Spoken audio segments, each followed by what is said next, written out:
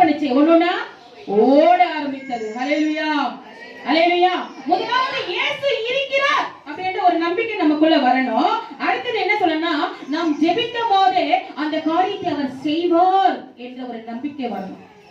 புரியுதுங்களா? புரியுதுங்களா? அதாவது நம்ம சகோதரி சுந்தரி சகோதரி சொன்னேன், அவங்க ஒரு நாள் உடம்பு சரியாம இருந்தாங்க. ஒரு சகோதரி சொன்னாங்க, நீங்க இயேசு கிட்ட வாங்க, ஜெபம் பண்ணுங்க, ஆண்டவர் உங்க வியாதியை சுகமாக்குவார் சொன்னாங்க. உடனே அவங்க என்ன பண்ணாங்க தெரியுமா?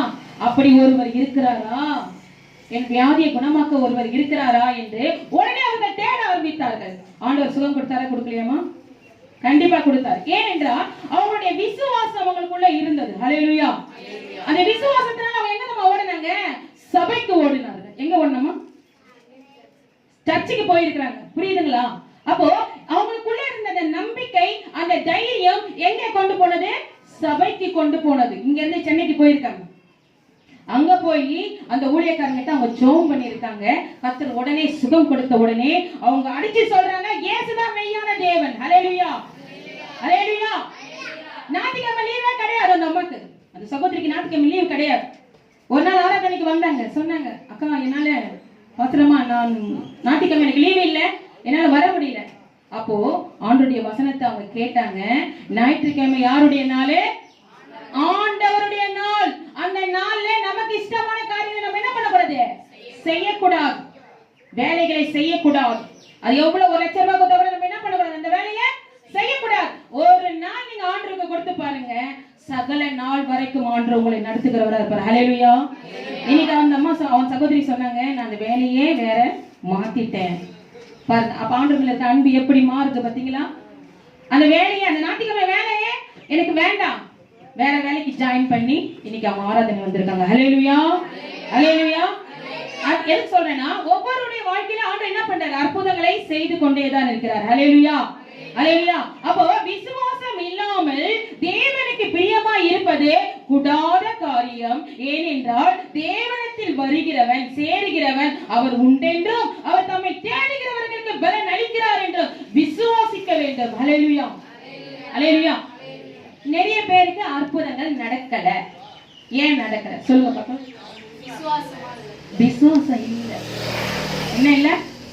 விசுவாசம் இல்ல. தேவ சமூகத்துக்கு ஓடி வரணும், விசுவாசத்தோடு ஓடி வரணும், கண்ணீர் விட்டு ஜெபிக்கணும். சும்மா நம்ம வாயில அப்படி சொல்லிட்டு நம்மளுக்கு என்ன நடக்காது? அற்புதங்கள் நடக்காது. உள்ளத்தின் நியாயத்திலிருந்து நம்ம என்ன பண்ணணும்? ஆண்டவரை தேடுகிறவர்களாக இருக்கணும். ஹல்லேலூயா, ஹல்லேலூயா.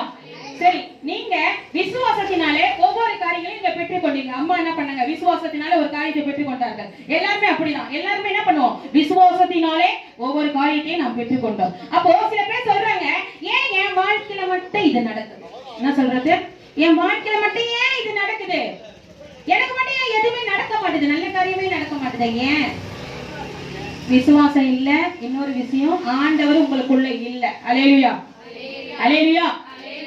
ஆண்டவர் உங்களுக்குள்ளே வந்தாரானால் உங்களுக்கு என்ன வேணுமோ கர்த்தர் செய்வார். ஹல்லேலூயா, ஹல்லேலூயா. இயேசு கிறிஸ்துவுக்கு முதலாவது இடத்தை யாருக்கு கொடுக்கணும்? ஆண்டவருக்கு கொடுக்கணும்.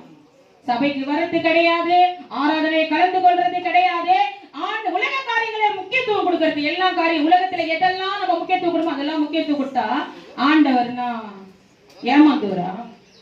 ஆண்டவர் ஏமாந்துவரா? ஆண்டவர் ஏமாந்தவர் கிடையாது. நீங்க நம்மளை ஏமாத்தலாம், மனுஷனை ஏமாத்தலாம், ஆனா ஆண்டவரை நம்ம என்ன பண்ண முடியாது? ஏமாற்ற முடியாது. மனுஷர்கள் மூலமா நம்ம சிரிக்கலாம், முகபாவனை பண்ணலாம், செய்கையினால அவங்களை ஏமாத்தலாம், ஆனா ஆண்டவர்கிட்ட நம்ம என்ன பண்ண முடியாது? ஏமாற்றவே முடியாது. அப்ப உள்ளத்தின் ஆயங்களை கர்த்தர் அறிகிறார். ஹல்லேலூயா. அப்ப ஆசீர்வாதம் வரலன்னா, பிரச்சனை வருதுன்னா, கடன் பிரச்சனை தீர மாட்டுது, என் குடும்பத்துல சண்டை, என் வியாதி குணமாகவே மாட்டுது, காரணம் என்னன்னா கர்த்தருக்கு கொடுக்க வேண்டிய 100% நம்ம கொடுக்காம இருக்கிறோம்னு அதான் அர்த்தம். ஹல்லேலூயா, ஹல்லேலூயா.